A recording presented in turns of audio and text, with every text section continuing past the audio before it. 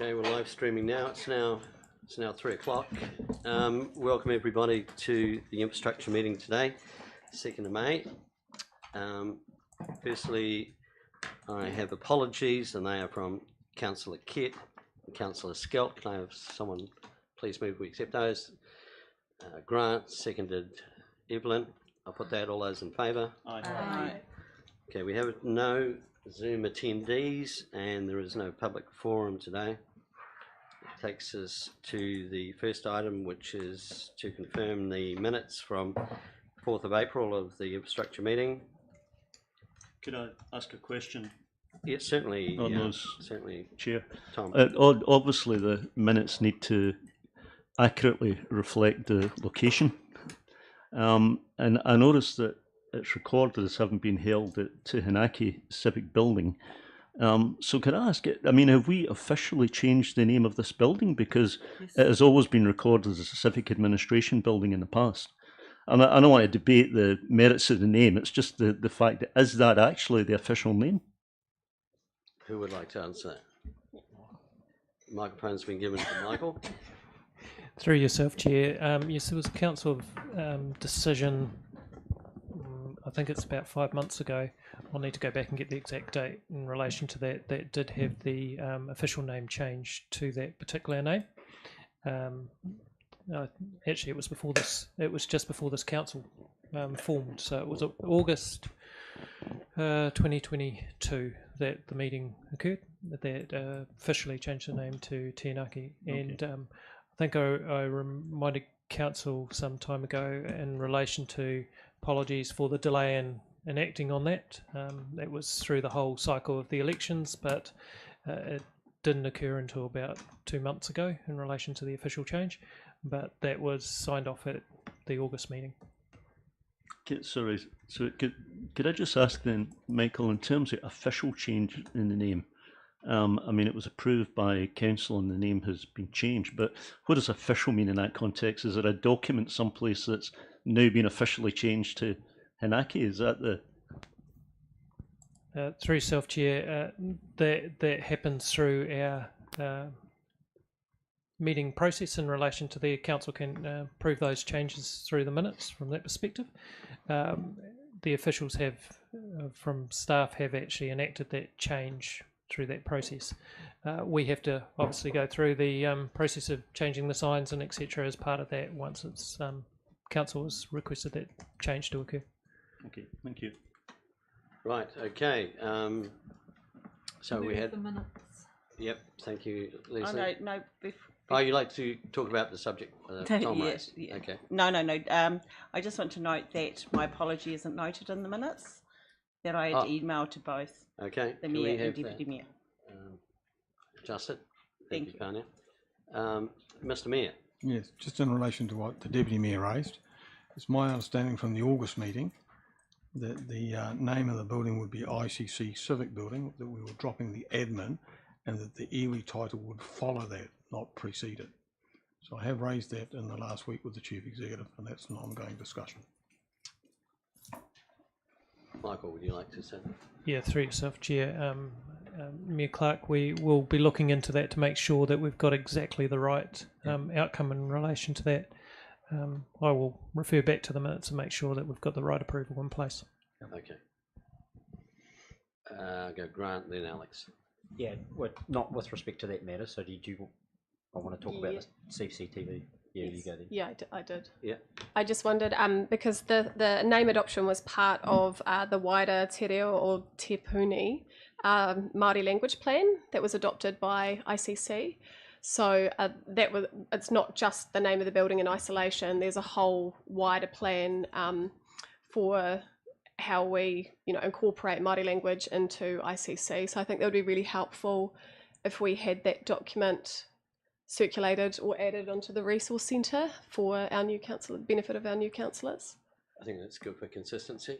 Okay, that's good. Yeah, Grant, you've got something about CCTV. Yeah, just with respect. So, what's the time frame for delivery for that project? So we've approved funding.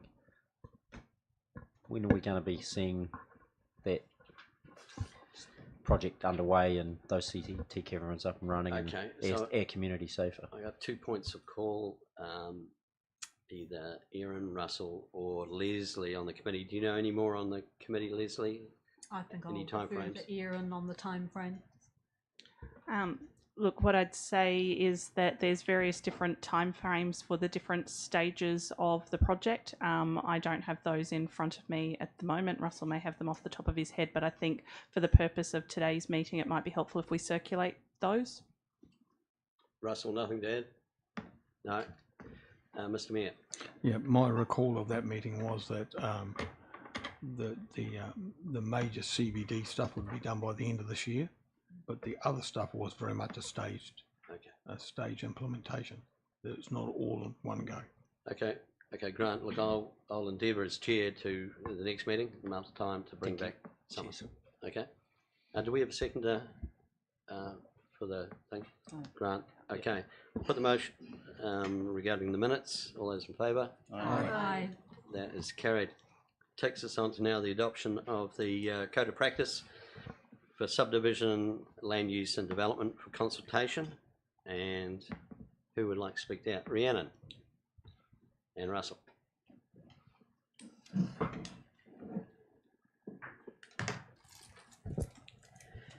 Kia ora koutou. So I'm going to speak to the process around the development of this draft Code of Practice, and then Russell's going to speak to the content, the technical content of the document itself and the intended changes.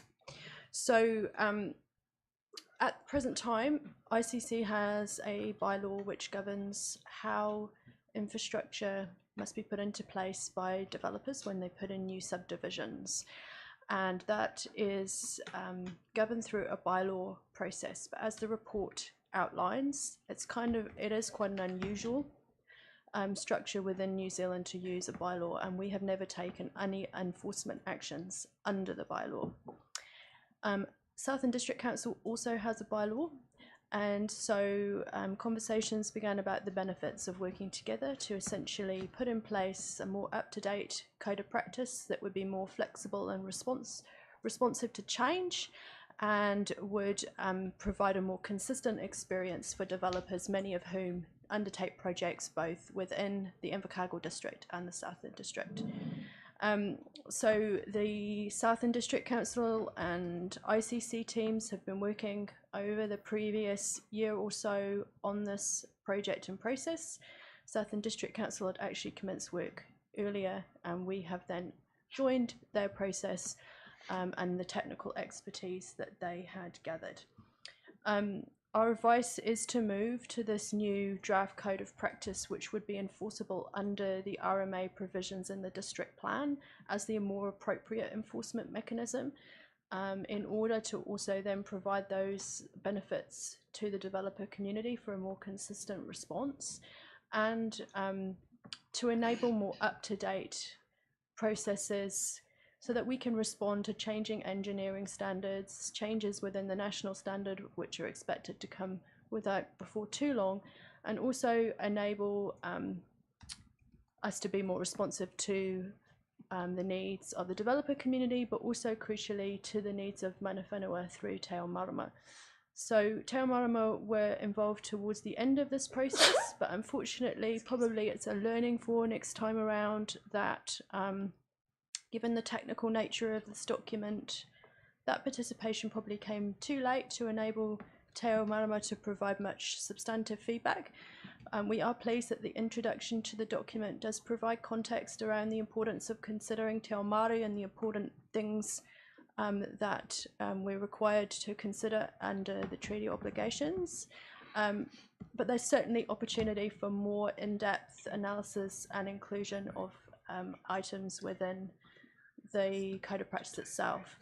So moving to this new structure means that we will be able to update and keep this document current more frequently, and one of the benefits of that will mean that we can complete and continue that ongoing engagement with Te Ao Marama on this process.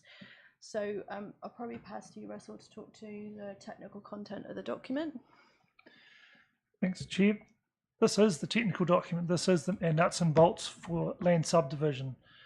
For some time, we've heard from I guess, the contracting and the consulting industry, that we have a standard and the Southern District have a standard, and they sometimes are close but sufficiently different that they do make mistakes by overlapping.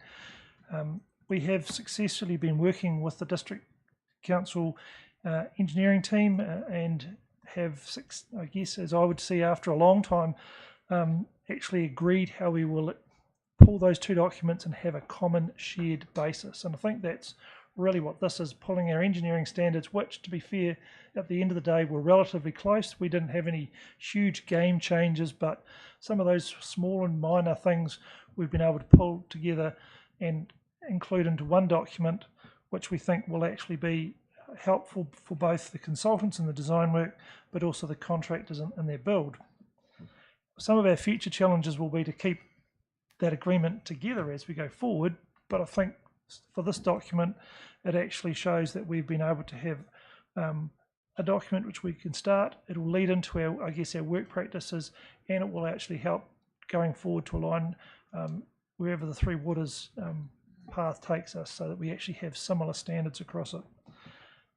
The next wave of consultation that's planned will actually give us an opportunity to review and make sure what we've got actually works. But really what we're seeing in this document is our current practices pulled together and making sure that it aligns and is helpful. And sorry, Chair, if I could make one last point following Russell's comments. Southern District Council is reviewing this topic tomorrow at their meeting.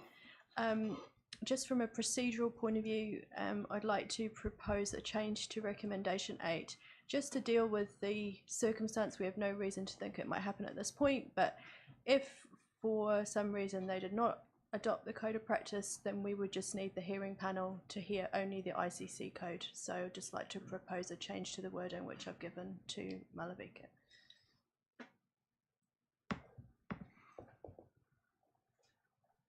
Okay, you're saying a change to 8 rather than change to 7? Yes, a change to 8 to the structure of the hearing panel. Okay, because the structure of the hearing panel is actually in 7. Yes, you're right, Chair. It could be added to either or. Oh, okay, right, right. And can you just briefly explain, before we open up the floor, the role of the 3 delegates that we are going to choose? Is it and the amount of meetings and so on? So we anticipate there would be 1 round of hearings, just as for any normal consultation that we run. The only difference in this case is that it is a joint hearing panel with Southern District Council. We have had pre-engagement with the developer community. Feedback was positive on there being one code that would be across the region. We anticipate that submissions are likely to come from that technical community. There shouldn't be too many. I would anticipate it would be 1 meeting of a couple of hours. And the say SDC do go ahead, that panel selects their own chair from themselves? Yes. They would. Okay. No, excellent. I'm going to open up the floor for questions now. We're going to start with Nobby, then Tom, then Leslie. So just some observations about this paper. It seems to me it's coming into force within 2 months' time, which is a very fast pace. It also talks about south and wide, where in fact there's no mention of Gore in that equation. And it also talks about the new code of practice format means that the code of practice can be updated more frequently in the future. I'm not sure how updating things frequently in the future gives developers any certainty. And it seems to me from what we've heard today from staff that Te Ao Marama didn't have enough time to input. And I guess I'd be concerned if they subsequently have input after the 1st of July that might change the balance or the picture of what the code of practice is actually saying for those developers. And the whole goal of this is to have a unified approach, ideally across all 3 councils. So I don't know why Gore's not in this picture at this stage. I'll just stop there. Rhiannon, is there any reason why Gore may not? Gore was not resourced to take part in this process at this point. It wasn't a priority for them. Yeah. So it was agreed by the leadership, the executive leadership at council, and at SDC that it brought real benefits and we would work towards this. Speaking to the matter of the urgency and the time frame, the technical staff have been working on this for quite a while. The reason for the consultation period is that our bylaw is due to expire at the end of June. Beyond that point, council will not have any guidance that is enforceable for developers. So it is important that we have in place guidelines. So that's why the 3 options are outlined, and that's why the time frame. Okay, thank you. Tom? My main question was about Gore, Chair, so that's been answered. But I just wondered, is there a reason why in recommendations 6 and 7 we're referred to as Invercargill District Council rather than City Council? I think that is just purely my error that I had written the words District Council too many times, and that's my error. So we should change that from the IDC. The ICC? To the ICC. Thanks, Tom. Leslie? Just a point to that. Sorry, Mr. Chair. In number 6, that is correct. It is the Invercargill City District Plan. That's the Resource Management District Plan document. But you're quite correct in terms of number 7, and that has been corrected. Right. Leslie, then Alan. Thanks, Mr. Chair. Just for a bit of historic context that other councillors won't be aware of, in my first term on council, I was part of the Shared Services Committee that at that time included ourselves, Southland District and Gore District. This was one of the topics on the agenda of that committee, which ceased to exist sometime during my second term on council. I'm actually very pleased to see it go forward. I did understand that Gore wasn't able to resource the involvement, but that Southland and Invercargill were able to go ahead, and I've read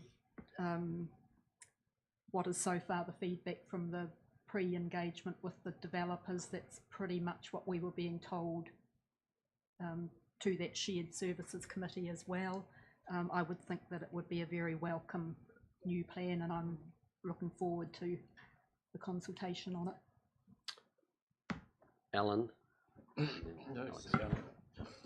the District Council and the City Council both adopt this, do you see a time when you may actually sort of have one Southland department and the employees of the Southland, the Invercargill City Council could perhaps do district work and vice versa, which means that you've got more people, more personnel, better utilisation of resources? Yeah, is that the long-term plan going forward?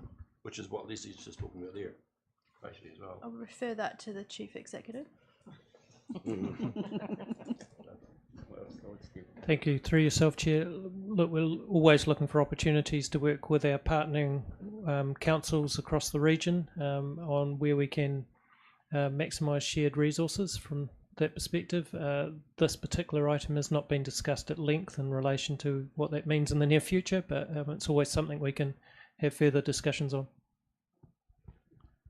Thank you, Russell. Mr. Chair, I think this is also about making sure our suppliers only have to stock one or the agreed components, and also the design teams know one purpose. So rather than having an Invercargill specific or particular trend or like, it's actually, some of this is the economies of scale that we're looking to pick up on the way past, and to be fair, avoid some of those costly mistakes that we've seen at times from contractors where they've actually done work to the wrong standard in the wrong place and have to have corrected it. So this is quite a logical piece of gathering together and, as I said, wrestling between the technical teams to get an agreed level and position. Alex? Thank you, Mr. Chair. How much of this bylaw will be captured or is proposed to be captured when the MFE transitions us, into the new national planning framework? So this code of practice will replace the bylaw, so there won't be a bylaw if we proceed down this path. And as to that question of what it would mean during the transition process, we probably can't answer that question at this point because we don't have enough information yet on what that reform process might look like. But it does reflect the national standard. So there is no reason to believe that it wouldn't be taken forward. Evelyn. Yes, Mr. Chair, just a couple of things. I've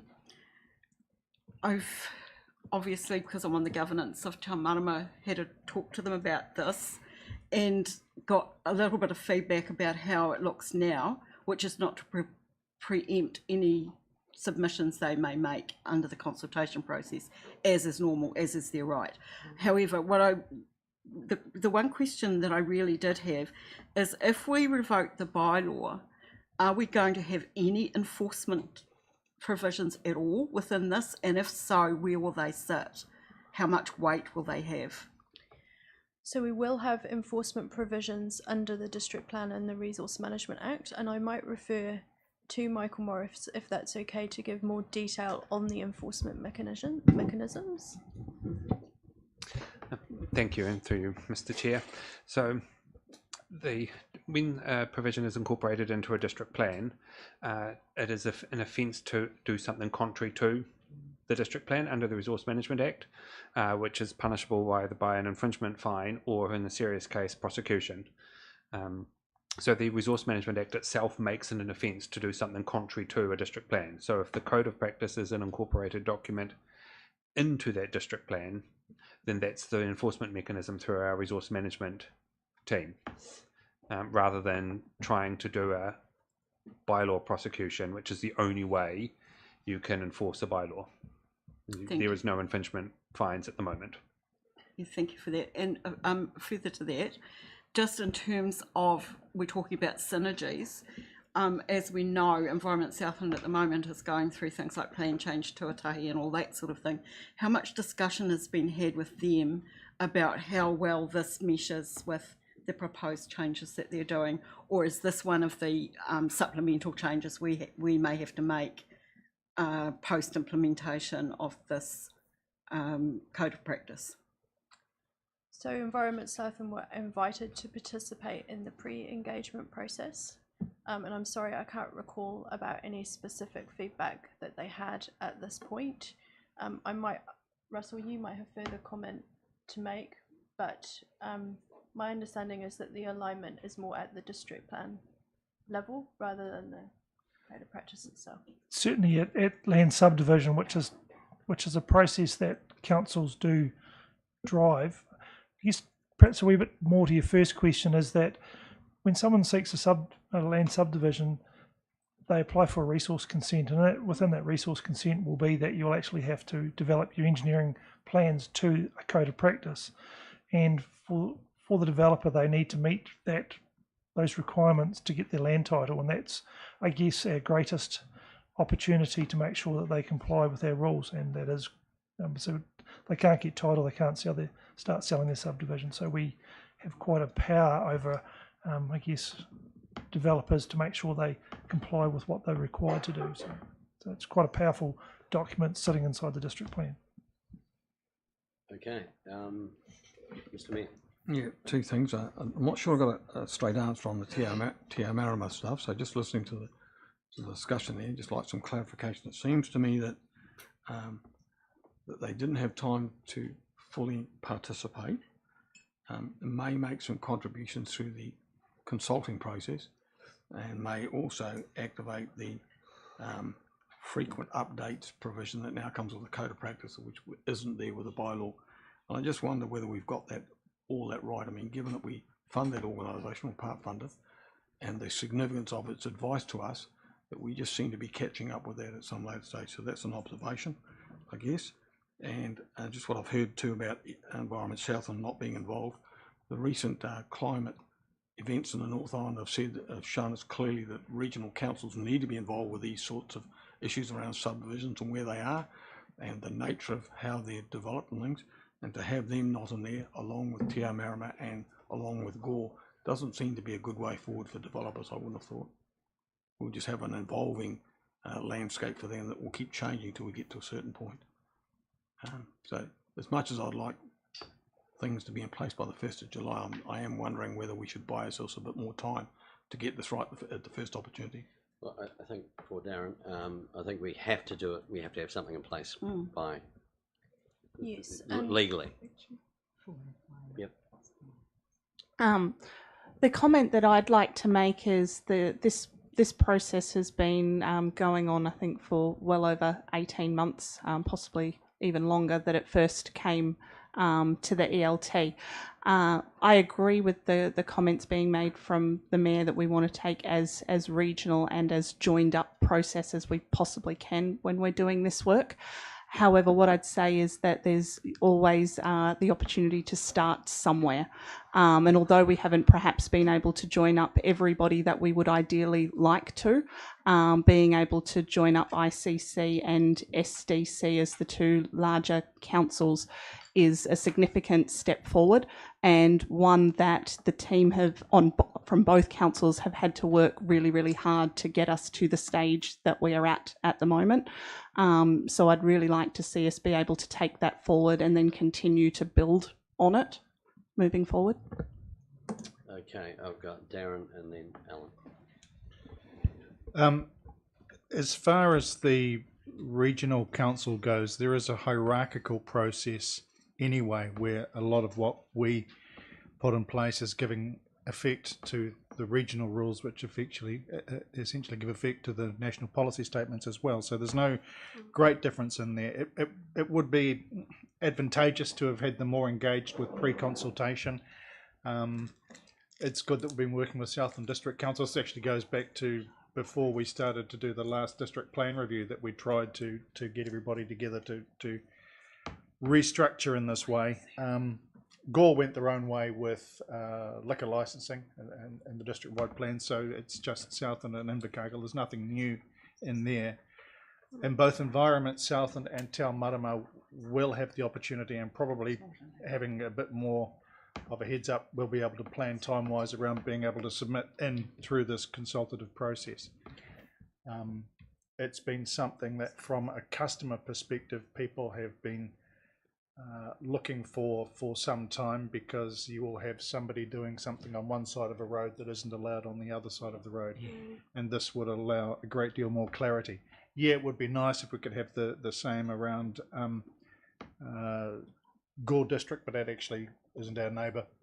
We're surrounded by Southland District, so from a city's perspective, that's a good way of tying things up. I'll not express any opinions further than that, because I'm keeping an open mind for the consultative process.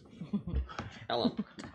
Yeah, likewise, I'm keeping an open mind too, but it seems like a very positive thing to me moving forward, because there has been a lot of issues in the past between the different ways that different councils did things. I think it's an extremely positive start. Okay, I think that's good. Just one final question from the chair, and that's just a bit left field.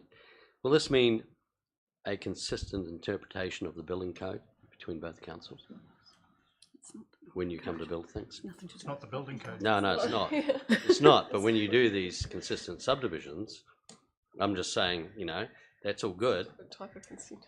It is different. Completely different. It is different, but I know. I mean, if we want to be consistent with one side of the fence, shouldn't building codes be consistent? Yes, what I'd say is the more that our teams can work together and have some common discussions around issues, hopefully the closer we move towards an alignment on broader issues as well.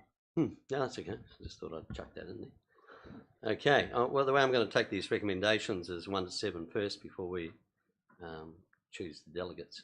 Okay, can I have someone move? I'll move, Chair. Recommendations 1 to 7, seconder.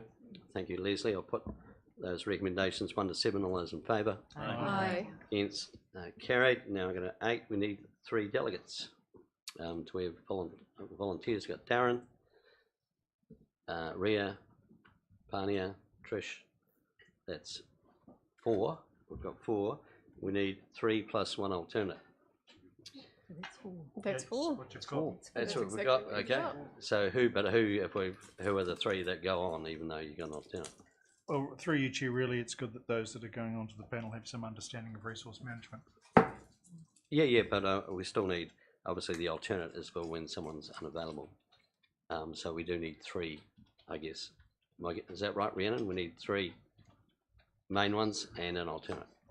Perhaps since we don't have the date at the moment, it would be best to leave it as all 4 and check closer to the time who is actually available when the dates are known. Right out. Well, if that suits. if we can include that in there, then someone move recommendation 8? Thank you, Evelyn. Seconded, Grant. I'm going to put that. All those in favour? Aye. Aye. Carried. Thank you for that. Takes us now to waste net reserves. Now this, I requested this just as a preempt for our May 15th meeting of WasteNet. It's coming up, and I guess in mind was a request from this council regarding wanting to spend money on education and various things that we could apply to WasteNet for. WasteNet Council has to approve the distribution of funds, so but at the moment we don't have any costings at all on a request, do we, Erin? So I'm happy to speak to the report, and just before we get into the detail, I just do want to make an apology in that I may have gotten us a little excited in error around the figures, which was my mistake from the team. The total waste net reserves are actually forecast at year end to be 1.33 across all 3 councils, of which ICC's share is then 55% potentially, or 730,000. Apologies, I made the error the other way. A bank error, not in our favour. Not in our favour. Apologies for that. So the potential ICC share would be $730,000. And that's assuming that we had that agreement out of WasteNet to distribute those funds. Okay, this is realising this sits there, and that when reading the document further, WasteNet has an annual income of around 750. Yeah, so this gets replenished. So this is residual from monies not spent. Okay, so I think the other piece that we've discussed recently that's just worth clarification is that although the recycle processing contract sits outside of the WasteNet agreement, and that ICC holds that relationship directly with Recycle South, that the waste education component, I guess, of the waste agenda still sits with WasteNet and is still funded by the 3 councils.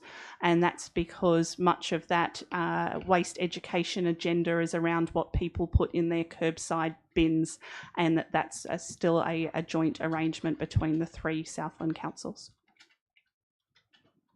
okay, I'm going to open up the floor to any questions regarding the report, noting that there will be a report back from the May 15 meeting of WasteNet for further questions. Mr. Mayor.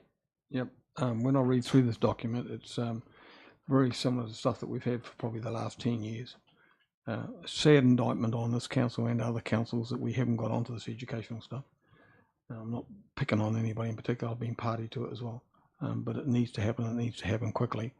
The sort of the graphics we've got going through there are nice, but they're not the core issues. The core issue for me is on page 251 of board books, and the vision is by 2035 all residents and businesses will have a better understanding of waste management in a circular economy. It does not take 8 years to educate the people on WasteNet about recycling. We've got to do way more than that, and much quicker. So certainly from my perspective, we need to get our hands on our share of that WasteNet money, employ a couple of education officers that go around the schools and start to excite people about recycling, because our national stats are not good. I guess the other issue is we've got Gore missing out of this equation again, and I appreciate that Keith is the chair and he seems to have an enthusiasm to bring us back into the fold, but they're not mentioned in there either. And it seems to me that we're still taking the approach that we took 10 years ago, that until we've educated the community, we won't do any enforcement action. And I'd like to have some peace of mind that we will start doing enforcement action for those people that continually do the wrong thing. And the last comment I make is that one other large piece that's missing in this whole document is the issue of glass. We don't have any sort of determination when we deal with that. We're flogged both ways on that issue. So at the moment, if you put glass into a recycling bin, it destroys all the other recycling. and it makes it hard to on sell it. If you put it in your normal waste basket, it just increases the weight that's going to landfill, and that just increases the cost for everybody. So I'd like to think this paper or a subsequent paper that comes back from your WasteNet group identifies what we need to do and do quickly on the issue of glass. No, I appreciate it, and I can advise the Mayor that the glass thing is work in process, and as Chair, I can back that up. So Trish. Just with regard to the education program, at the moment the New Zealand curriculum has been refreshed. It's a very opportune time to get that resource out and out to the schools so they could use it as part of their context for learning across the curriculum. I would suggest that we get onto that very fast, and I agree that we need to run the recycle process similar. We don't need to wait till the education one's finished. Okay, Grant. Yeah, just a couple of things. The objectives, they don't seem to be too measurable. And it's a little bit to the Mayor's point around, 2035. I think we need to be much tighter on what we're actually trying to achieve. Like if it said the objective was to reduce waste by 20%, then you can measure, that's a very specific outcome around people's behaviour. It's a very tangible, measurable benefit around the reduction of cost. So, I think this paper needs to be much tighter in terms of the objectives we're trying to achieve, and the timeframes needs to be much shorter. And the other point I'd question or ask to understand is, the programs that are listed out as tools, how effective are those programs? So what's the effectiveness of this? Having older children, but, digital, kids are all over digital stuff. I'd like to see something that's really enables kids to connect really strongly with a program that fits into the way they live their lives, which is in front of this, on screens. And so I think we need to sort of have a much more robust plan around this if we really want to be successful in terms of reducing waste and getting a benefit for our community and saving money. Thank you, Evelyn. Yes, I looked at the tolls one as well, and I didn't really. There's something that's really heavy at the younger age group, which is the waste-free wander and things like that. I just question how we reach out to the teenagers, but there's wiser minds than mine. I don't have a teenager living in the house, so I've lost track of how we communicate at that level. But I did want to highlight something about the local businesses, because I, for one, go into Mitre 10 and see that they have collection points for different streams of waste there. And I wonder if we should be highlighting those things a bit more. I mean, they have it, but how much do people know? And if people are not able to travel to those places, are they missing out on the place where they can take the batteries back, or they can take the their potting materials back, all those sorts of things. I believe they take light bulbs as well. Am I wrong? I don't know, but you've raised a valid point that we, in our education program, and I've got to agree with the Mayor that in 2012, when I was on WasteNet, we were sitting here talking about the same thing. So Groundhog Day seems to be the way, but what Evelyn raised is that we can't assume that people know anything. And our campaigning needs to be quite blunt and state the obvious, and people will learn. So, look, you got to trust me on this one. As chair, I'm quite passionate about this, and I'm not going to let it slip. Okay. Next is Alex. Thank you, Mr. Chair. To talk on what Councillor Dermody has said, I think that we really need to press on WasteNet that they ideate around what kind of KPI deliverables or measurable goals that we could look at, because like he very rightly said, if we reduce waste, we also reduce cost to the entity and therefore cost to the ratepayer. Also agree with you in that, agree with Evelyn that publicising some of those private depositories would be great as well. And things like, I know a lot of people that I know are trying to get rid of their e-waste. Where can you even take that? these days? Yeah. Like, I don't think anybody knows. Where can you even take that? Where can you dispose of batteries or things that are potentially toxic to land? I think we really need to get, we can use our own channels to publicise that as well, rather than just relying on WasteNet to do all the heavy lifting for us. Campaigns like this there's some good bones in this communications strategy, but unless we see what kind of budget split our money is going towards, as a marketing professional, I've got no idea how to quantify what that campaign is actually going to look like. Like if I had numbers in front of me, knowing how much is being pushed into it, knowing how much time is being pushed into it, you'd be able to have a relative idea of how much impact that's going to have. But because we don't have any of that information, it's impossible. So I invite the report post your meeting, Chair. Correct. Okay, Pania. I just want to agree with the Mayor around glass and what he said as well as Germany. I want to say that it really does lack the measures. It's not measurable here. I'm really struggling. Objectives are really great.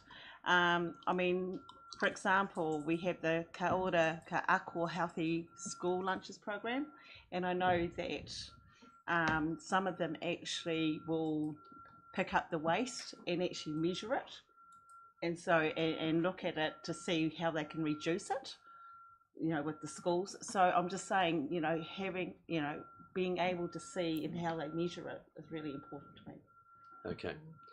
Right. Look, one further thing is that, following on from what Alex said, is that we can only really move forward if we actually know where we currently are and where we want to be. Because currently, figures would say in this report, it says 650 kilograms per capita for the year ending June 2022. Yet our own performance report dated 30 June 2022 for ICC states a figure of 726 kgs.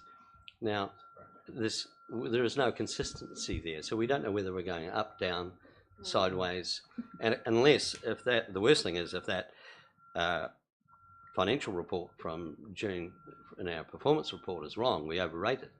So look at this, we just need to get these figures correct, and then we can do some measuring.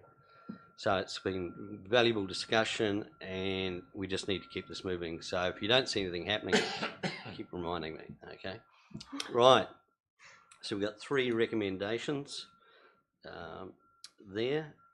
We're going to receive the report. Note the ICC share is 55% of 1.3 million. You've crunched that out. And note the attached education enforcement summary prepared for the 15th of May. Okay, can I have someone move that, please? Alan, seconded Pania. Put the motion. All those in favour? Aye. Against, that is carried.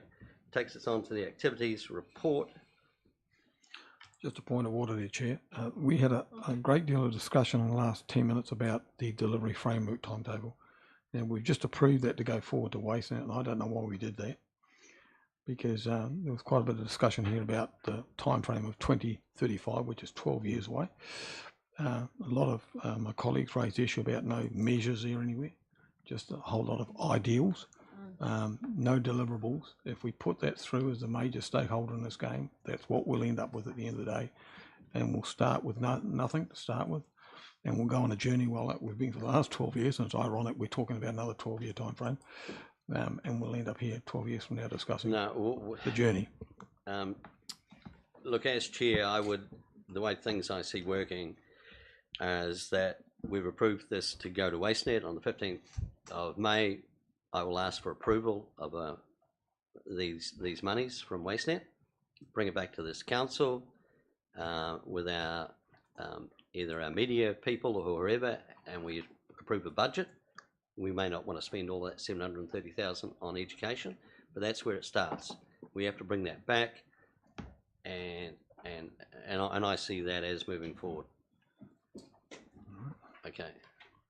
So Mr. Chair, are you then saying once it is brought back, we would have a further discussion about the dates we would put in the measurements we would put on I, how I we're think going to spend I think this so. I FY talked 22. to Lisa before, and one thing is that we've got to give our communications people or whoever's doing this a budget, and then around that budget, around that will be timeframes, and obviously some measurables. But it's not just this is not just a sort of a one-off hit campaign. We need some frequency so that people are constantly reminded. And following on from what Evelyn said, we need to have a place people can go to that says where the battery drop-off point is, all this stuff. So you're just living it. Chair, me? Yep. Can I make a comment? Look, I just caution around whether or not we're talking about providing feedback into WasteNet, and I'll be honest, the normal path would be for this paper to go to WasteNet and then come back to the councils. We have accommodated a request for it to come slightly in reverse in this instance. But at this stage, that education component is still jointly held by WasteNet.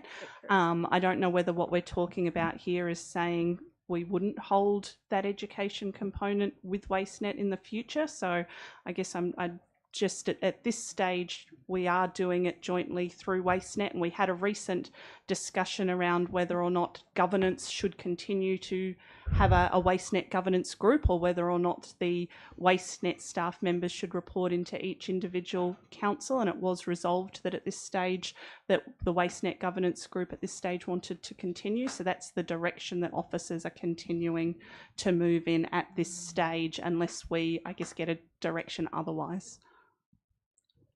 Okay, just before I take Alex and Evelyn, look, we need to take control of this, and that's why I don't want to leave it with WasteNet. We need to get the monies approved and bring it back to this council. If SDC want to come on board, we can talk to them about a joint campaign, their recycling. But if we don't do it ourselves and we leave it to WasteNet, which is in the ether, it isn't going to happen, sorry. And I guess this council will have to endorse that, but sorry, Aaron, I just can't see it happening under WasteNet. I just can't see the mechanism of an education system. It's failed before, but if this council does it, because we actually hold the contract with Southland Disabilities, do you see any problem with that? Look, what I would say is that the best thing that you can give staff to be able to take something forward is consistency. One of the really great things from a staff perspective that's happened recently is that it's nationally mandated now around what recyclables should be collected. Staff were really struggling to get a strong education message out previously because we were struggling to get agreement around the table, around even between us, our contractors, our governors, around what we should be accepting for recycling and what we shouldn't. And therefore it's really hard to go out with an education campaign if we can't agree amongst ourselves. Now we've got a really strong guidance, rightly or wrongly, whether we agree with it or not. Government's now mandated what we should collect. So now staff have got a really strong basis to go forward and roll out that education message and push that out through the community. I'd suggest giving that a chance before we change the direction again. Right, we've got Alex, Evelyn, Grant and Trish. Can I go last? Can you just start with everyone else first? Can I go please? first? Thank you. Evelyn? So I think where I'm at with this is that whatever WasteNet does, I think Invercargill City has an obligation to reduce the amount of waste it puts into the system. If that means that we use some of the money that has been accumulated, that is considered to be the city's share, so to speak, to push certain messages, I don't see that as a bad thing, as long as it is not inconsistent with whatever the collective is doing. So if we choose to make, I don't know, July your rubbish, your e-waste, you know, I mean, I could give them a whole lot from my place, and I'm sure I'm not the only one, because I don't know what to do with it. And it just sits there. If we made that a target for the month of July, would we see a difference in what, you know, and then 2 months later it's your batteries or your paint cans or whatever it is. I don't see the negative side of doing that, because it's just really reinforcing other messages, but putting Invercargill's spin on it, and hopefully reducing our impact on the environment and their cost to the ratepayers. Absolutely. I Grant. like that. Grant. I think. Yeah, look, to me, I think there's a couple of options, and I agree with Evelyn. You know, it's our responsibility as a city. Maybe it's signalling in my mind that we need to re-look at the contract we have with WasteNet and whether they're responsible for education or we are, but make it really clear within there. And then if they are, then it's measurable against the contract. Yeah, well, they can be talked. Those points are valid, and they can be raised on the 15th. Yeah. So, Absolutely. but at the end of the day, and it's Evelyn's point, you know, our duty is to make sure our city has a very healthy relationship with waste in terms of how we reuse and recycle and you know, efficiently and effectively work in with our resources. So, you know, I think that contract needs to be reviewed. So just to clarify, it's not a contract that we hold with WasteNet. Mm. What it is a collaboration between the councils. It's a joint venture, and we have an agreement to work collectively together. But there's no, so there's no defining sort of what the purpose of that is and what the outcomes are and how measurable that is, and no performance pieces in it. There is an agreement, but I wouldn't say that there are strong performance measures within that agreement. I'd agree. What I would say though is that the ICC holds the staff for WasteNet, which means that those staff are appointed by ICC and then they are jointly funded by the other councils. When we talk about doing something outside of WasteNet, I guess I question, are we talking about appointing ICC dedicated staff? Because at the moment the waste staff that we have are WasteNet staff. So that becomes then a question of, are we telling, you know, we're going to WasteNet and saying we want to take some of those staff out of WasteNet? It does become, I guess I would question what council is seeking there. Yeah, well, I think it's what pretty, the committee, I'm sorry, is I think it's seeking pretty clear what the council's seeking is they want a better outcome from waste management. And so, you know, I think you pull that back and you say, right, we need to re-look at how we do this. We know where we want to get to. We put some measurables on it and some outcomes, and then we determine what that agreement or collaboration or whatever we want to call it looks like. But the reality is that all the councils will have the same issue and challenge. You know, they're all wanting to do this, as you've pointed out. It's central government, you know, have got some pretty hard measures around it, but it's not only that, this is the best way forward for a community. So I've got some suggestions, I guess, that I'll put before WasteNet around how we can do this better. What I would say is that to date, you know, no disrespect to the people involved, but WasteNet is generally an officer level position, and is then dealt with at a senior level by group managers like myself and similar for other councils. At a group manager level, we've obviously got competing priorities, and the amount of time that I give to waste isn't really sufficient to, I think, move us in the direction and at the pace that council is seeking. So what we'll be discussing at the WasteNet meeting on the 15th is whether or not we need an additional resource in the WasteNet space that gives the WasteNet governance group the ability to have somebody at a management level to interact with and drive this forward at a greater pace perhaps than what group managers have been able to drive this forward to date. Yeah, my concern with that is we're band-aiding. You know, I think we need to pull this thing apart and look at it and establish where we want to get to, and then design a program approach that gets us there. No, I think you made a point and it's very valid. Before I go to Trish, I'm going to jump to the Chief Executive. Thank you. Through yourself, Chair, I just wanted to touch on the point about the agreement. I think it is fair to say that before you touch on any processes in relation to WasteNet, it would be fair that you need to have a look and understand what the agreement is in place in relation to WasteNet. I'll look to make sure that that is available via the Resource Centre so the council has access to that. The other aspect is we also have an administration contract in place to WasteNet for our accounting and financial services from that perspective, so that needs to be taken into account as well. I'll see if we can make that available, what we can, onto the resource centre, but I think if you have a look at that, that would clarify some questions. I think the question around the advertising is a key one, and that is within that agreement, so it does actually stipulate that the advertising is included within there, and that's why they're collecting some funds from the councils to be able to provide for advertising from that perspective, so it is part of that agreement. That full suite of documents will go to the meeting on the 15th and then will come to council as part of the minutes. I've got Trish next. In the past, WasteNet have run very effective education programs.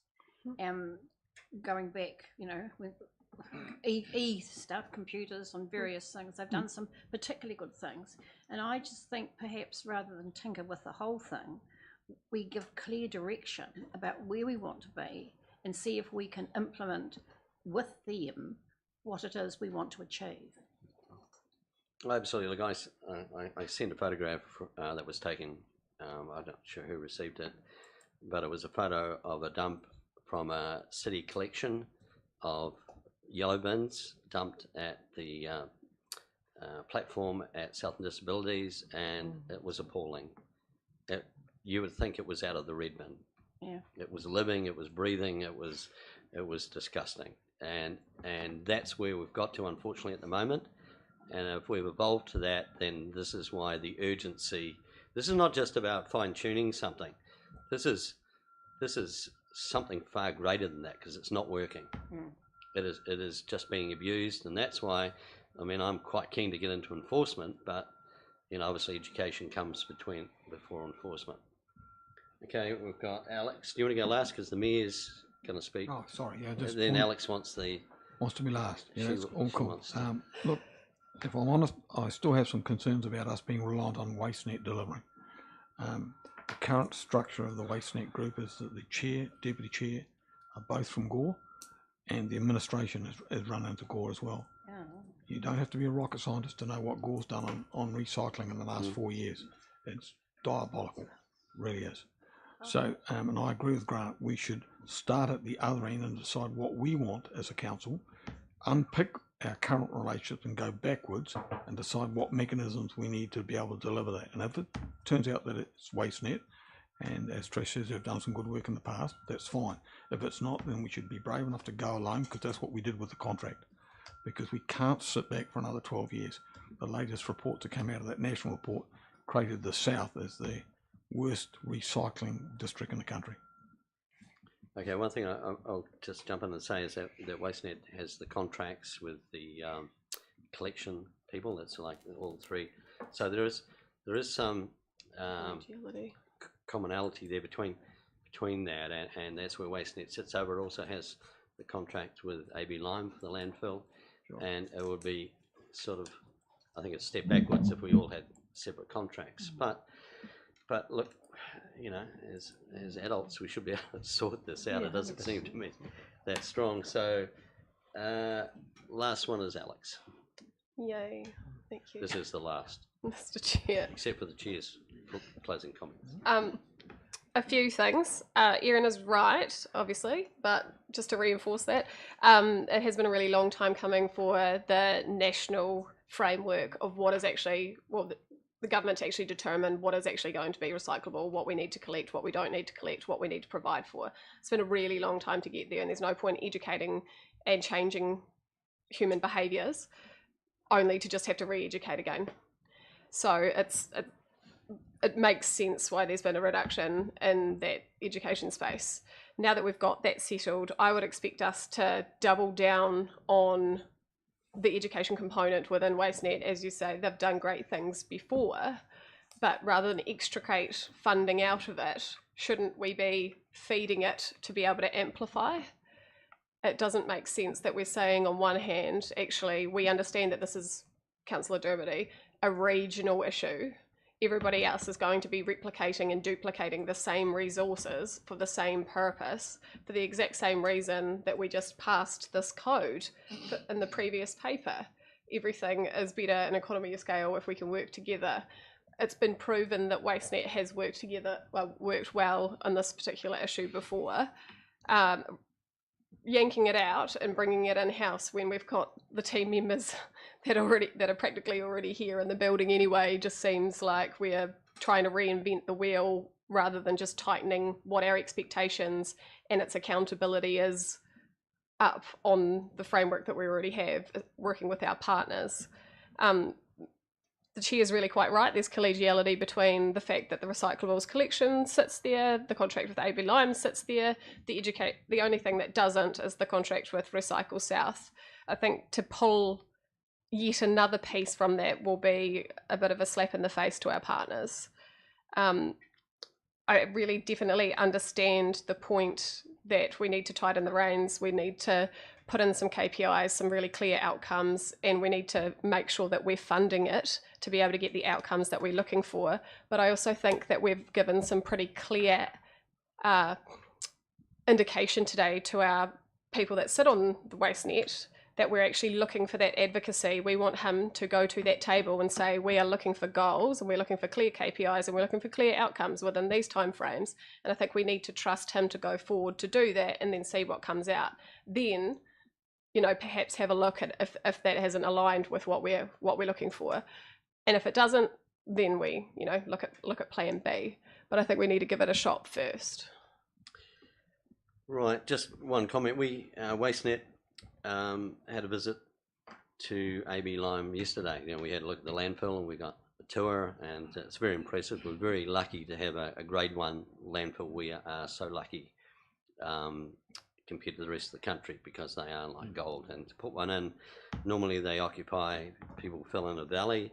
Luckily we are filling in a hill that's been taken out with lime. So one of the things we talked about various issues with the landfill owners, and one thing that got raised was lithium batteries and the danger they are to the landfill. When the big heavy vehicles drive over them, they explode and create fires. And a landfill fire is a very horrible thing because it's self-containing with the methane that's there, the plastics, and they're very, very hard to put out. And once a landfill is on fire, it can receive no more waste, and hence then we would cease sending any waste in, and it would continue to pile up. So, getting to the point, they raised this with WasteNet, the issue of batteries being being excluded, and we have not heard anything about it. Apparently, WasteNet know about it, but we have not been told. So here we are waiting on something to come back to us, and it's not happening. In Blenheim, they have banned batteries from going in either bin. I rang Recycle South about what they do with batteries that go through the recycling thing, and they had no idea what everyone was saying about that, and they just go straight to waste. So there's a lot of misunderstanding out there of what can happen, and we need that to be able to get above it and simple things like that. But that land fire thing is very real, and we just need to work better with obviously our contractors. If they raise something, then that's what WasteNet's for, is to address it. And that's just one example. So we'll move forward on that. But what I would say just is that I've been in discussion with AB Lime around that, and one of the concerns that we have is that we all need to work together as an industry around what the solution is in that space, because there isn't an alternative on what to do with them at this point in time. So AB Lime haven't said to us that they would like us to go to that step, or haven't said to me they'd like us to go to that step to ban them, simply because they're acknowledging that there isn't that alternative at this time. But some of those difficult issues that we need to grapple with as an industry. Right, but apparently that it is a very serious issue, and it just needs to happen. It does. It just does. So, right, the recommendations are. Oh, they've been done. Oh, on to the activities report. Oh, point of order. Thanks, Zach. God, Groundhog Day, you did right. We're going back over it again. So just to that final thing, look, I like to hear from staff that we've got a clear picture from government now. Look, we've had a clear position on glass for, I don't know, longer than I've been in this place, which is 4 or 5 years. We're only one of 3 councils in the country, and there are 53 that actually recycle glass in the appropriate way. We've just sat on our hands forever. The problem's been too hard. My worry is that if we get into a WasteNet coalition again, that with that delivery framework timetable, that we'll all agree and feel happy about it, no outcomes for the next 12 years, and we'll just do a lot of fluffy things and nothing will change. So the history has taught me with WasteNet that we only get good results when we do it ourselves. Now, it makes no difference, I heard what Alex had to say, but it makes no difference if we've got 1 education officer or 2, and council district's got 1 or 2, and Gore's got half an educational one, or whether they're all in the same team. It's still a piece of work that needs to be done. And if we don't grab hold of our piece of work, we'll be dependent on others, and those others do not have good track records. No, valid point. Alex, I'll just leave you it always there. seem to have the last say. So. It's competition. I just wanted to actually query to the Mayor, if we extract that resource from a regional cooperative that gets the economy of scale, duplication of resources, what makes you think that we on our own can do it better with less money? Well, 2 things in response to that. If you have, you don't share teachers at school if you want to get a message across at school about anything that goes through the education system. You need, depending on how many students you need to have, you have a ratio. So if our ratio for WasteNet is that we need in the next 2 or 3 years to have 4 or 5 educators running around our wider district doing the work, it makes no difference whether those 5 are 2 to the city and 2 to the district and 1 to Gore, or 5 to WasteNet. It's still the amount of work that gets done. What breaking it up does, it gives us control to make sure that we get the delivery at the other end. Because when we've got all our resource sitting in WasteNet, all controlled by Gore, every single function by Gore, and for the last 4 or 5 years, they've put everything to landfill, like everything. Plastics, the lot. Now that doesn't give me any confidence going forward that we're going to get a sudden change of heart there. So I guess if you want to get deliverables, you've got to have control. If you don't, then you're subject to other people's view of the world. Right, I think we're gonna end. It's going to be chopped, but the chair will have the last say. That Oh, I don't know. I want to be the last. these questions will be asked of WasteNet on the 15th, and if there are no answers on how and when this will be delivered, then the next month they'll be saying, I'll be asking the question about why we're in this. And that question should be able to be answered positively next Wednesday, on the 15th. We have faith in you, Chair. So are you saying you're reporting back to this next infrastructure committee? Yeah, I might say that. Yeah. That sounds like a good idea. Okay. It does. Accountability. As long as the GM is able to pen something. We'll hold you both to it. Well, I could do it. We'll look forward to a report back. Correct, I'll do a verbal. The only other thing I'd add is that Rangi can report back on how he feels that meeting went. But there was a paper that went to the first meeting of WasteNet that spoke about, I guess, concerns that have been in place for some time around whether or not we get whether each council is comfortable only being represented by a subset of 2 councillors of each, or whether or not the joint contracts and the staff that are WasteNet should report into the individual councils instead. At this stage, the WasteNet group resolved not to take forward a review that staff had proposed of WasteNet and whether or not those arrangements were appropriate. What I'd say is that ICC obviously has the ability, if they would like to initiate that review independently, that is something that we could look to do if you feel that you're not getting the right outcomes out of WasteNet. It's just would then be funded by ICC because at this stage WasteNet have chosen not to do that review. But that is an option for ICC if they wish to do so.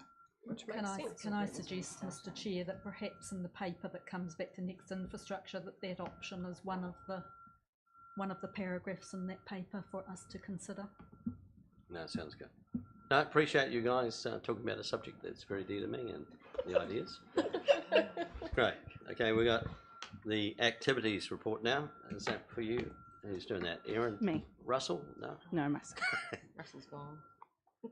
Russell is still there, but I'll take this one. The only point that I'd like to highlight before I open for questions is just around the new road maintenance contract. That contract is our largest operational contract for council. It will go out for a potential term of 7 years, of 5+2, and that we will be out to market with that one next week for a period of 6 weeks. Okay, questions regarding the activities report? Move the report's received. Okay, it's received. Second that. Thank you, Leslie. And before I put that motion, And notes the tender. okay, and there's the tender, but what I'm going to do is rather actually talk about the inactivity report, which is the roadworks in D Street with the pipes. Now, there's a lot of road cones and marker things, but not much happening. Now, obviously, we found an archaeological piece of wood, and that's held everything up. Now, I've just been contacted. Look, and I know they're concerned by the businesses along there, and the weird way you have to access that. So, when is work going to start again, and what's happening there? So work is already back underway at that site, and There's it nothing was. happening today. And it was under, I'll need to find out why there was nothing visibly happening on site today, but the work is back underway. The archaeological team have been in, they have essentially observed and documented the find, and then they'll need to just come in at various different points as we work around that with the job.